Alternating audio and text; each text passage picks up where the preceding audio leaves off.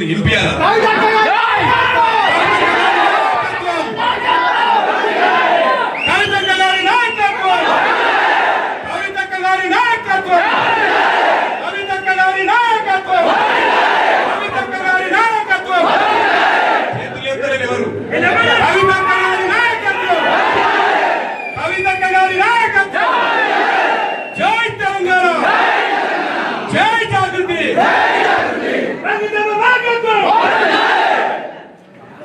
ఈరోజు జోగులాంబ అందరూ కొద్దిగా కూల్గా ఉండండి, ప్రశాంతంగా టైం పట్టుకుంటుంది. ఈరోజు మాట్లాడమని చెప్తున్నాను. జోగులాంబ గద్వాల జిల్లా నుండి నడిగడ్డ హక్కుల పోరాట సమితి ఆధ్వర్యంలో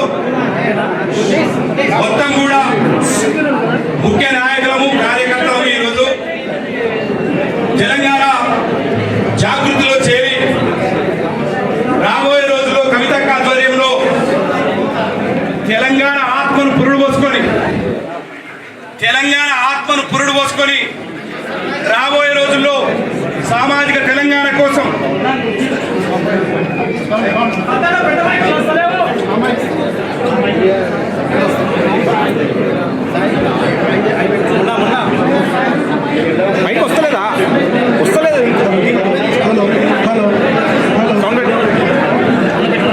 సంజయ్ సైడ్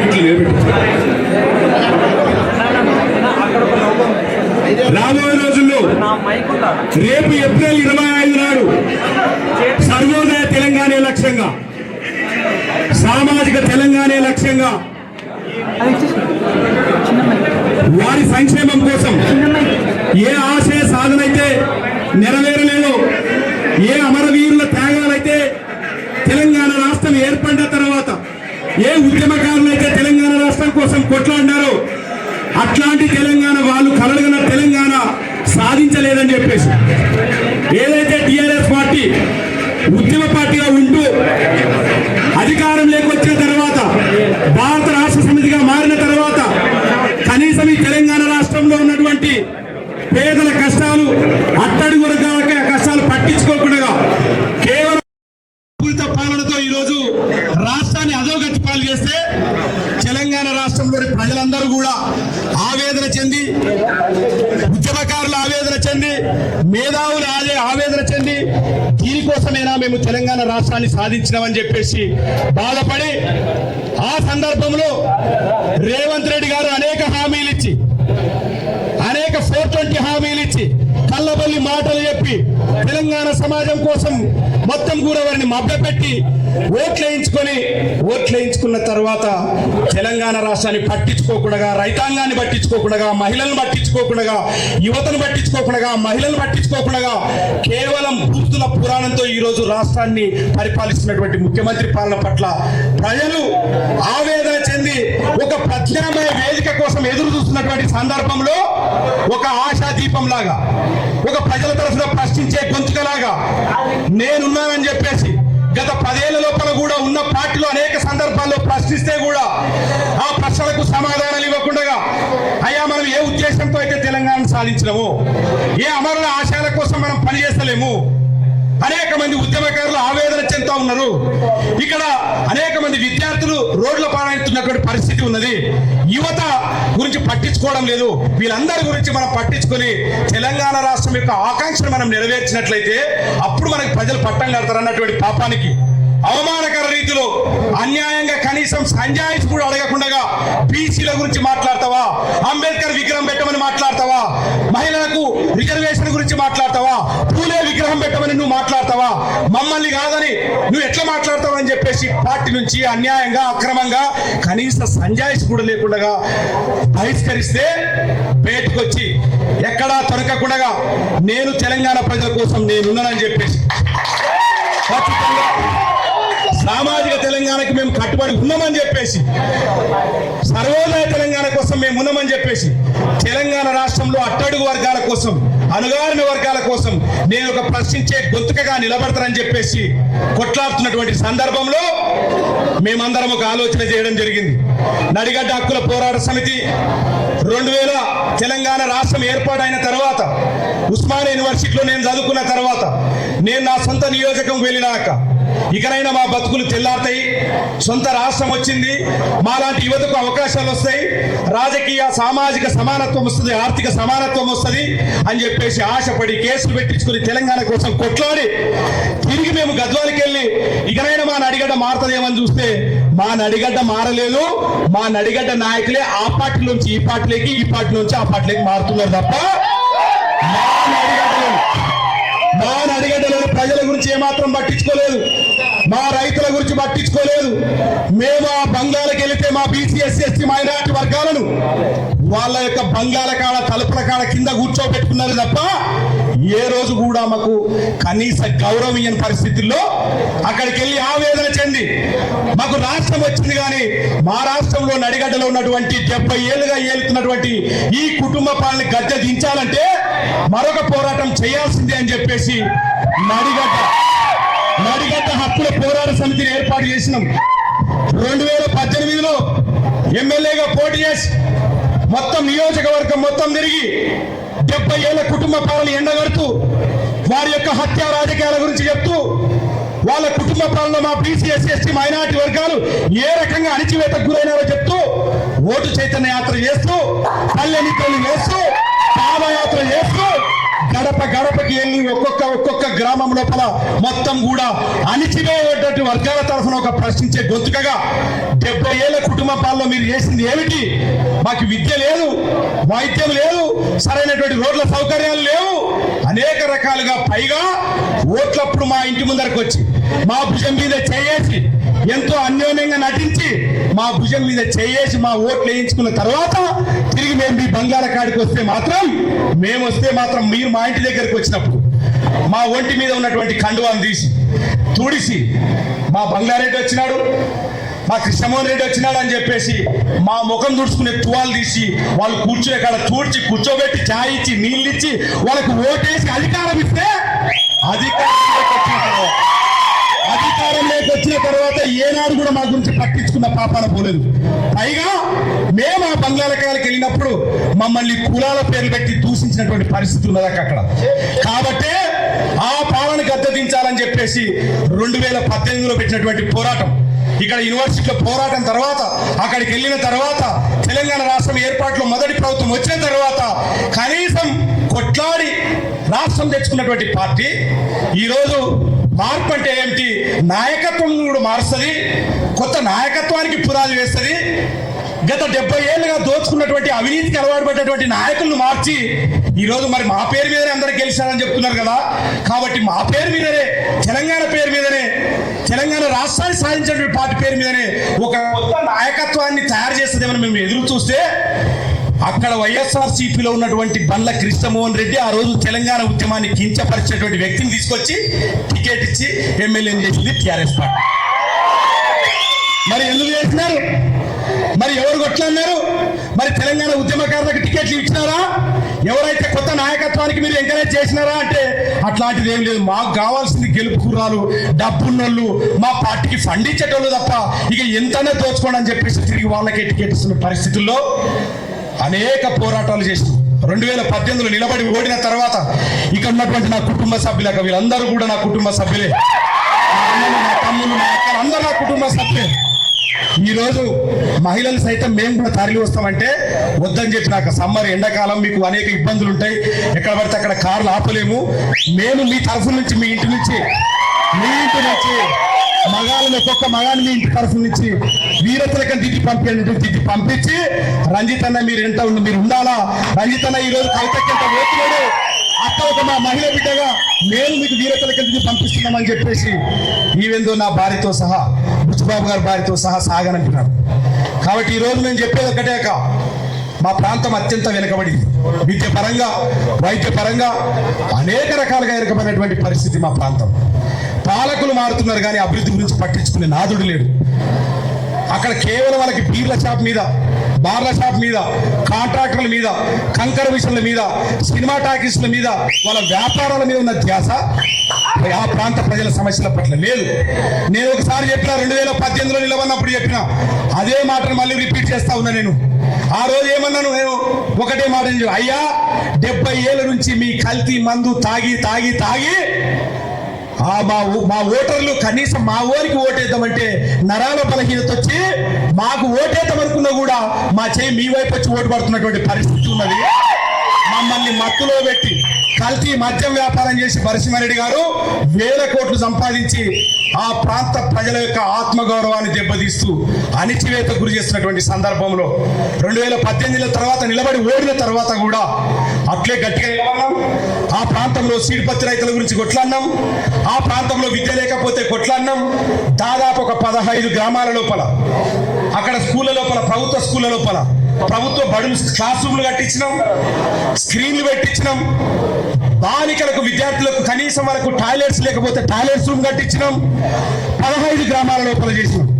దాదాపు 20 గ్రామాల లోపల కనీసం వీధి లైట్లు లేకపోతే కూడా వీధి లైట్లు ఏర్పాటు చేయించిన మా ఆధ్వర్యం లోపల.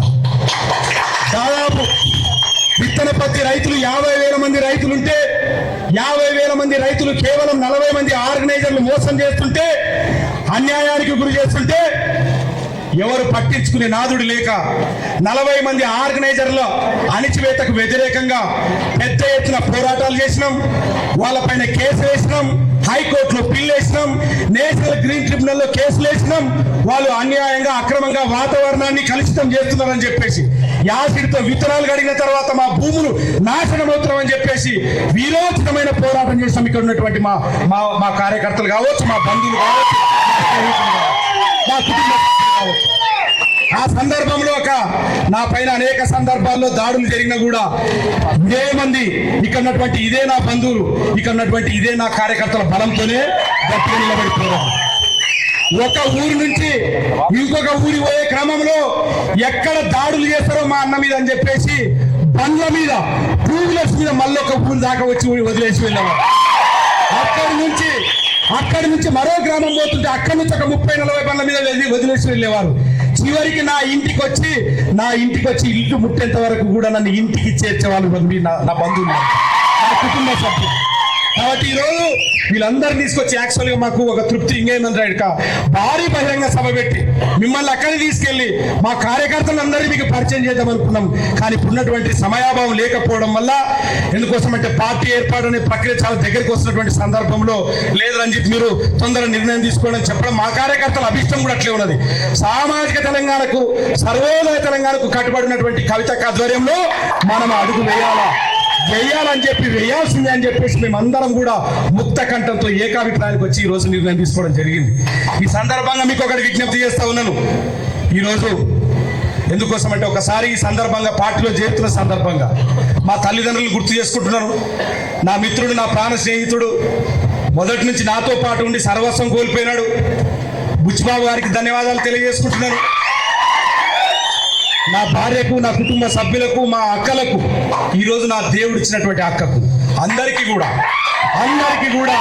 సందర్భంగా నన్ను గుర్తు చేసుకుంటున్నటువంటి పరిస్థితి. ఈరోజు నా పెళ్లి రోజు అయితే నా భార్యను అడిగిన మరి ఈరోజు పెళ్లి రోజు కదా, ఈ రోజే పెట్టుకుంటా అంటే మరి పోవచ్చా లేదంటే, ఇది ఏమి ఈరోజు కొత్తగా అడుగుతున్నావు, గత 15 సంవత్సరాలుగా నాకు అలవాటు అయిందే కదా, అందులో ఈరోజు ఒక మహిళగా గర్వపడుతున్నావు, ఒక మహిళ నాయకత్వంలో నువ్వు పనిచేయడానికి వెళ్తున్నావు, మేము కూడా ప్రూవ్ చేసుకోవాల్సిన అవసరం ఉంది, సందర్భం ఉంది అని చెప్పేసి వెళ్ళు అని చెప్పేసి నన్ను భుజం తట్టి ఇక్కడికి పంపించింది. ఈ సందర్భంగా నా భార్య కూడా నేను ధన్యవాదాలు తెలియజేస్తాను. నేను నా కన్న తల్లి కనిపెంచితే నా రక్తం పంచుకొని, నేను ఎవరు రక్తం అయితే పంచుకొని పుట్టినానో నా అక్క పెంచింది. నా భార్య నా జీవితం లేకొచ్చిన తర్వాత అనేక త్యాగాలు చేసింది. ఆ తర్వాత నేను మీ దగ్గరికి వస్తున్నా. ఇప్పుడు అంటే నా జీవితం అంతా మహిళలతో ముడిపడిందని చెప్పడానికి ఇవన్నీ చెప్తా ఉన్నాను. కాబట్టి వస్తున్నటువంటి క్రమంలో అందరి ఆశీర్వాదం తీసుకొని నేరుగా మీ దగ్గరికి వచ్చి కూడా లోపల ఇందాక మీ ఆశీర్వాదం కూడా తీసుకోవడం జరిగింది. ఒకటే ఒక విజ్ఞప్తి, నాకు ఒకటే ఒక కోరిక, మా జిల్లా లోపల నూతన నాయకత్వానికి పునాదులు వేయాలనేటువంటి ఆశతో ప్రతి గ్రామం నుంచి కొత్త నాయకత్వాన్ని ఉన్నాం తప్ప పాత నాయకత్వం బంగాళ కింద ఎవరు కూడా బంగాళ కాడ ఇక్కడ ఉన్నటువంటి వాళ్ళు ఏ ఒక్కరు కూడా ఇక్కడ ఉన్నటువంటి వారు ఏ ఒక్కరు కూడా బంగాళ యొక్క మెట్టు కూడా దొక్కలేదని కానీ గర్వపడంగా చెప్తారు. అట్లా తయారు చేసుకున్న ప్రతి ఊరు లోపల కొత్త నాయకత్వాన్ని తయారు చేసుకున్నటువంటి సందర్భంలో 2023 ఎన్నికల లోపల ఒక ప్రధాన రాజకీయ పార్టీ టికెట్ ఇస్తున్నటువంటి క్రమం లోపల అనేక కుట్రలు చేసినని తప్పించినారు. ఎక్కడ రంజిత్ కుమార్ కి టికెట్ వస్తే ఇంకా ఎక్కడ లేదు ఏం లేదు ఎమ్మెల్యే గెలవకమానికే మాకు అనేక రకాలుగా ఇబ్బందులు పెట్టినాడు, తప్పించాలని చెప్పేసి సేమ్ నా కమ్యూనిటీకి సంబంధించినటువంటి వాళ్ళని నియోజకవర్గానికి సంబంధం లేనటువంటి వాళ్ళని తీసుకొచ్చి వాళ్ళకి బీఫామ్ ఇచ్చి ఈరోజు మొత్తం కూడా మళ్ళీ అక్కడ నాయకత్వాన్ని అనగదొక్కినటువంటి పరిస్థితి ఉన్నది. ఈ సందర్భంగా మీకు ఒకటి గుర్తు చేస్తా ఉన్నాను. ఈ సందర్భంగా మా జిల్లా చేనేత పరిస్థితి ఎందుకోసం అక్కడంటే చేనేత కార్మికులు అనేక రకాలుగా అక్కడ ఆవేదన చెందుతున్నారు. నేసే కార్మికులు వాళ్ళకి అసలైనటువంటి లబ్ధి వస్తలేదు, కానీ వాళ్ళపైన వ్యాపారం చేసేటోళ్ళు మాత్రం లక్షల కోట్లు సంపాదిస్తున్నటువంటి పరిస్థితి ఉన్నది. కాబట్టి ఒకసారి మీరు మా చేనేత కార్మికుల గురించి మీరు మాట్లాడాలని. ఎందుకోసమంటే ఈ చీర నేతన్న మా చీర ఇట్లాంటి చీర నేసి నెల వరకు నేస్తే ఈ చీర 10,000 తయారైతే అక్కడ ఉన్నటువంటి వాళ్ళు ఇక్కడ గద్వాలకు వచ్చి 20,000 అమ్మితే గద్వాల్లో ఉన్నటువంటి హైదరాబాద్లో ఉన్నటువంటి వాళ్ళు 40,000కి అమ్ముతారు. కాబట్టి మేము ఈ సందర్భంగా మేము ఆడపడుచుగా భావించి మా గద్వాల చేనేత కార్మికుల తరఫున మేము మీకు ఈ చేనేత చీరని స్వయాన నేచిన చీరని మీకు బహుకరిస్తా ఉన్నాం. మీరు ఈ చీరను చూసుకున్నప్పుడల్లా మీకు నచ్చితే కట్టుకున్నప్పుడల్లా ఆ చీరను చూసి మా చేనేత కార్మికుల కష్టాలు గుర్తుకు తీసుకురావాలని చెప్పేసి మీకు అది తీసుకురావడం జరిగింది. ఈరోజు మా ప్రాంతంలో విత్తనపత్తి రైతులు ఉన్నారు. దాదాపు 40-50 వేల మంది రైతులు ఉన్నారు. 50,000 మంది చంపిపోయాడు. 50,000 మంది రైతులు మేము దాదాపు అక్కడ మొత్తం తెలంగాణ రాష్ట్రానికే ఒక హబ్గా ఉన్నటువంటి పరిస్థితి. తెలంగాణ రాష్ట్రం మొత్తం కూడా మేము ఇట్లాంటి విత్తన పత్తి ప్యాకెట్లను తయారు చేస్తే ఇది మా విత్తన పత్తి ప్యాకెట్ ఇది మేము తయారు చేస్తాం. మేము కేజీలాగా శాంపిల్ ప్యాకెట్గా ఆర్గనైజర్లకి కంపెనీలకు ఇస్తే వాళ్ళు ఇట్లా తీసుకుంటారు కేజీ ప్యాకెట్. ఈ రకంగా తీసుకొని ఈరోజు దీనికి మాకు 500 ఇస్తే ఇదే కేజీ ప్యాకెట్ని ఇట్లా వాళ్ళు 450 గ్రాముల చేసి దీన్ని 2,000కి అమ్ముతున్నటువంటి పరిస్థితి. మరి మాకు ఎక్కడ న్యాయం జరుగుతుంది? మా రైతులకు ఎక్కడ న్యాయం జరుగుతుంది? కాబట్టి మీకు ఒకసారి ఈ ప్యాకెట్లు మీకు ఎందుకు ఇస్తున్నారంటే ఒకసారి మీరు మా విత్తనపత్తి రైతుల యొక్క గోసని కష్టాలను పట్టించుకుని రాబోయే రోజుల్లో మా జిల్లాలో ఉన్నటువంటి విత్తనపత్తి రైతుల సమస్యలు తీర్చాలని ఈ సందర్భంగా మీరు ఎందుకోసం అంటే మీరు గద్వాలకు వచ్చినప్పుడు మాట్లాడినప్పుడు రైతు సంఘర్షణ సభ మాట్లాడినప్పుడు ఆ రోజు గట్టిగా హామీ ఇచ్చిన హామీ మేరకు మీరు చిత్తశుద్ధితో కృతనిశ్చయంతో రైతు కమిషన్ కలిసి ఖచ్చితంగా వాళ్ళకు న్యాయం చేయాల్సిందని చెప్పేసి నిలదీసినారు. మీ మీద మాకు అపారమైన నమ్మకం ఉన్నది, గౌరవం ఉన్నది. ఎందుకోసం అంటే మిమ్మల్ని నేను నడిగడ్డ హక్కుల పోరాట సమితి జనం పాట సందర్భంగా మద్దతు ఇచ్చి మీతో పాటు వచ్చినప్పుడు మీలో ఉన్నటువంటి లక్షణాలను చూసిన ప్రజలను ప్రేమించిన వాడే ప్రజలను హక్కులు చేర్చిన వాడే ప్రజల యొక్క కష్టాలను వినే వాడే నాయకుడు అవుతాడు.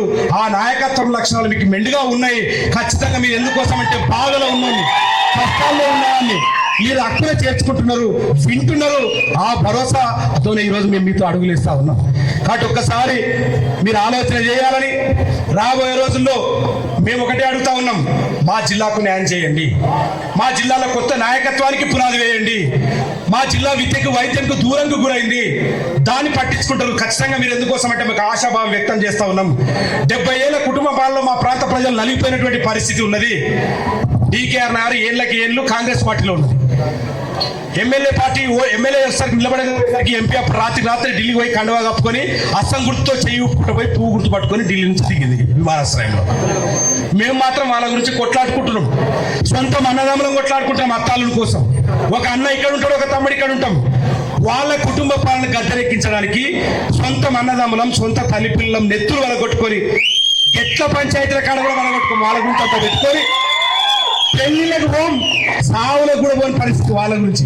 మేమేమో వాళ్ళ గురించి రక్తం ఓడేలా మేము కొట్లాడుతుంటే, మేమేమో సొంత అన్నదమ్ములు మాట్లాడుకోకుంటే, వాళ్ళేమో రాత్రికి రాత్రి పార్టీలు మారుతున్నాం. వాళ్ళకి సిద్ధాంతాలు లేవు, మాకు మాత్రమే సిద్ధాంతాలు. ఒకవేళ మేమే గనక నా తమ్ముడు నా అన్నను లేకుంటే మాకు దూర బంధువు ఒకరు అవతలు తిరిగినారనుకో, ఏమ్రా నువ్వు అన్నో కదుకు తమ్ముడో కదుకు యాక్సెంట్లు చేస్తున్నారా మీరు? యాక్సెంట్లు చేస్తున్నారు అని వాళ్ళు మాత్రం మమ్మల్ని ప్రశ్నిస్తారు. కానీ వాళ్ళు మాత్రం మమ్మల్ని వాళ్ళు మాత్రం ఎప్పటికప్పుడు మారుతుంటాడు. రంజిత్ కుమార్ గట్టిగా పోరాడేసరికి డీకే అన్న గారు అక్కడ నిలబడకుండా అక్కడి నుంచి వదిలేసి అస్త్ర సన్యాసం చేసి అల్లుని గెలిపించమని వెనక ఉన్న కార్యకర్తలకే అల్లునికి ఓట్లేండి అని చెప్తుంది అత్త. అల్లుడు అధికారం లేకొచ్చిన తర్వాత వాళ్ళ అత్తవి మామవి అక్రమ వ్యాపారాలు ఇష్టదంగా అట్లే కొనసాగుతుంటాయి. కానీ వెనక ఉన్న కార్యకర్తలు మాత్రం అనగలుగుతున్నటువంటి పరిస్థితి. ఈ రోజు నడిగడ్డ హక్కుల పోరాట సమితి వల్ల, మా పోరాటం వల్ల ఈ రోజు బంగ్లాల కాడ కుర్చీ వేసే పరిస్థితి వచ్చిందంటే ఈ సందర్భంగా మీ దృష్టికి తీసుకొస్తున్నాం. ఈ రోజు నడిగడ్డ హక్కుల పోరాట సమితి వల్ల వాళ్ళ పార్టీలో బీసీలను కూర్చోబెట్టుకుంటున్నారంటే కారణం నడిగడ్డ హక్కుల పోరాట సమితి. ఈ రోజు ఆయా స్థానిక ఎన్నికల లోపల బీసీలకు బలంగా టికెట్లు ఇస్తున్నారంటే కారణం నడిగడ్డ హక్కుల పోరాట సమితిని గర్వంగా చెప్తా ఉన్నాం. 15 ఏళ్ళ మా పోరాటం. మేము పల్లె నిద్రలో పోయినప్పుడు, పల్లెల్లో పడుకున్నప్పుడు చాలా మంది మమ్మల్ని అక్కడ అనేక రకాలుగా ఇబ్బందులు పెడితే ఇక్కడ ఉన్నటువంటి వారే మా కార్యకర్తలే, మా అభిమానులే అందరూ కూడా ఇళ్లలో పడుకోబెట్టున్నారు, ఆఫీసులో పడుకోబెట్టున్నారు. ఆఫీసులు ఇవ్వకపోతే చెట్ల కింద చేపలు వేసుకొని పడుకున్నాం. వాళ్ళే అన్నం వండి పెట్టినారు. అక్కడనే తిని ఉండి మొత్తం ఊరంతా తిరిగి ఊరి సమస్యలన్నీ కూడా సంబంధిత అధికారుల దృష్టికి తీసుకెళ్ళినాం. కాబట్టి జోగులాంబ గద్వాల జిల్లా ఏర్పడినప్పటి నుంచి కూడా నడిగడ్డ హక్కుల పోరాట సమితి యొక్క పోరాటం వెలకట్టలేనిదని చెప్పేసి ఈ సందర్భంగా మీ దృష్టికి తీసుకొస్తున్నాం. ఏ ఒక్క రూపాయి పంచకుండా దాదాపు 16,000 ఓట్లకు పైగా మేము ఓట్లు వేయించుకున్నామంటే మా యొక్క ఇక్కడ ఉన్నటువంటి నాయకులు, ఇక్కడ ఉన్నటువంటి కార్యకర్తలు ఇంటింటికి వెళ్ళి ఓటేయాలని చెప్పేసి మొత్తం కూడా స్వచ్ఛందంగా ఒక్క రూపాయి పంచుకోకుండా, బీర్కి బిర్యానీ కాకుండా ఏమి లేకుండా ఓట్లు వేసినారంటే ఆలోచన చేయొచ్చు. ఒక మాజీ మంత్రి సమరసింహారెడ్డి నిలబడినప్పుడే 9,000 ఓట్లు పడలేవు. ఈ రోజు వరకు సవాలు విసురుతా ఉన్నాను, దమ్ముంటే ముగ్గురు ఇండిపెండెంట్ గా నిలబడదాం, ఎవరు గెలుస్తారో చూద్దామని కూడా. దమ్ముంటే మీరు పార్టీల అండ కాకుండా పార్టీల చాటున రాజకీయాలు చేసుకుంటూ, పార్టీల చాటున నిలబడుతూ వాటిని అడ్డంగా పెట్టుకొని మాకు పార్టీ అండగా ఉందని చెప్పేసి ఈ రోజు వాళ్ళు భ్రమపడుతున్నారు. రండి, బయటికి రండి, ముగ్గురు ఇండిపెండెంట్ గా నిలబడతాం, మీకు 17,000 ఓట్ల కంటే ఎక్కువ పడితే నేను రాజకీయ సన్యాసం 15,000 ఓట్ల కంటే ఎక్కువ నిలబడితే తీసుకుంటాను. మరి అదే బీజేపీలో ఉన్నటువంటి డీకే అరుణ గారు ఒక జాతీయ పార్టీ ఉపాధ్యక్షులుగా ఉన్నప్పుడు మరి బీజేపీ నుంచి అభ్యర్థి నిలబడితే 7,000 ఓట్లు ఎట్లా పడతాయి? అదే రంజిత్ కుమార్ 15,000 ఓట్లకు పైగా 16,000 ఓట్లకు పైగా ఎట్లా ఓట్లు వేయించుకుంటాడు? కాబట్టి ఒకసారి ఈ సందర్భంగా వాళ్ళకి చెప్తా ఉన్నాం, పోనీ పార్టీలు అనుకుంటే బిడ్డ ఇన్ని రోజులు రంజిత్ కుమార్ కార్యకర్తలని, రంజిత్ కుమార్ ఎంట నడిచేటోళ్ళని, నడిగడ్డ హక్కుల పోరాట సమితి నాయకులని, కార్యకర్తలు మీకు పార్టీ ఏడిదిరా, పార్టీ లేకుండా ఎన్ని రోజులు ఒట్టే తిరుగుతారు అని చెప్పేసి కామెంట్ చేసిన వాళ్ళకి ఈ సందర్భంగా చెప్తున్నాను. వీళ్ళందరికీ ఒకటే సమాధానం, జోగులాంబ గద్వాల జిల్లాలో మీకు రాజకీయ పార్టీ ఏదిరాని సమాధానము ఒకటి, మా అక్క కల్వకుంట్ల కవిత. రేపు 25వ తారీఖు నాడు ఏర్పాటు చేయబోయే పార్టీలో ఆ రోజు మేమేంటో చూపిస్తాం. మాకు ఈరోజు అండ లేవన్నారు, మీకు అండదండలు లేవన్నారు, మీ వెనక ఎవరున్నారన్నారు. ఈ రోజు నా వెనక ఉన్నది, నా పక్కన ఉన్నది, నా ముందు ఉన్నది మా కవిత అని చెప్పేసి సగర్వంగా చెప్పుకుంటారు. రేపటి నుంచి ఇక్కడ ఉన్నటువంటి మా కార్యకర్తలు అందరూ కూడా మీ బొమ్మను వేసుకొని తిరుగుతారు తప్ప ఎక్కడికి వెనకాడు. మీ బొమ్మను వేసుకొని తిరుగుతారు. నడిగడ్డ లోపల రంజిత్ కుమార్ మనిషి అంటే ఎవరు టచ్ చేయలేరు. ఈ రోజు ఆ కవితక్క మనిషి అంటే ఇంకా ఎవరు టచ్ చేయలేరు. కాబట్టి ఈ రోజు నుంచి మనసా వాచా నేను ప్రమాణం చేస్తా ఉన్నాను, మీరు చూపించినటువంటి అడుగు జాడల్లో ఒక సామాన్య కార్యకర్తలాగా మీరు ఏ బాధ్యతను అప్పచెప్పినా, మీరు ఏ పని అప్పచెప్పినా ఖచ్చితంగా మీకోసం పనిచేయడానికి నేను సర్వంగా సిద్ధంగా ఉన్నానని నా మనస్సాక్షిగా ప్రమాణం చేసి చెప్తున్నాను.